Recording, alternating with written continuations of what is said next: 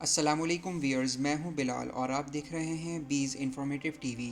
اگر آپ نے ابھی تک میرے چینل کو سبسکرائب نہیں کیا تو چینل کو سبسکرائب کر کے بیل کے آئیکن کو پریس کر دیجئے تاکہ ہر نئی آنے والی ویڈیو کا نوٹیفیکیشن آپ کو بآسانی مل سکے۔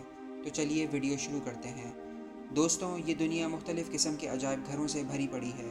آج ہم جس عجائب گھر کے بارے میں بات کرنے جا رہے ہیں اسے مردوں کا عجائب گھر کہا جاتا ہے۔ میکسیکو کے شہر گواناٹو میں موجود ایک عجائب گھر دل دہلا دینے والا منظر پیش کرتا ہے، جس کی وجہ اس عجائب گھر میں موجود مردے ہیں۔ مختلف کیمیکلز کی مدد سے ان مردوں کو درست حالت میں رکھا جاتا ہے۔ اس عجائب گھر میں داخل ہوتے ہی ایک مردہ بچہ ڈسپلے پر لگایا گیا ہے جو کہ سیاحوں کو اپنی طرف کھینچتا ہے۔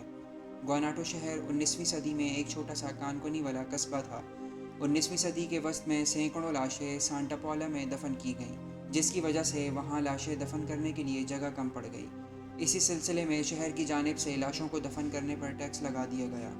جو خاندان اس ٹیکس کو بھر نہیں پاتے تھے، اس خاندان کے لوگوں کی لاشوں کو مختلف کیمیکلز کے ذریعے قدرتی طور پر ممیفائڈ کر دیا جاتا تھا۔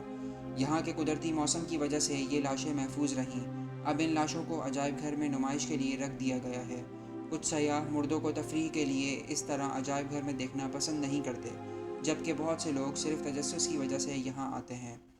آپ کو اس بات سے آگاہ کیا جاتا ہے کہ یہ عجائب گھر خاندان والوں کے ساتھ تفریح کے لیے ایک اچھی جگہ بالکل بھی نہیں ہے، کیونکہ کچھ مردے ننگی حالت میں یہاں موجود ہیں۔ اس عجائب گھر میں داخل ہونے کے لیے آپ کو 50 پیسوز ادا کرنے ہوں گے، جو کہ تقریباً $2 بنتے ہیں۔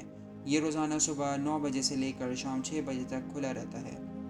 دوستو، تو یہ تھی ہماری آج کی ویڈیو۔ اگر آپ کو ویڈیو پسند آئی ہو اور آپ اس طریقے کی مزید ویڈیو دیکھنا چاہتے ہوں تو چینل کو سبسکرائب کرنا اور بیل کے آئیکن کو پریس کرنا مت بھولیے گا تاکہ ہر نئی آنے والی ویڈیو کا نوٹیفیکیشن آپ کو بآسانی مل سکے۔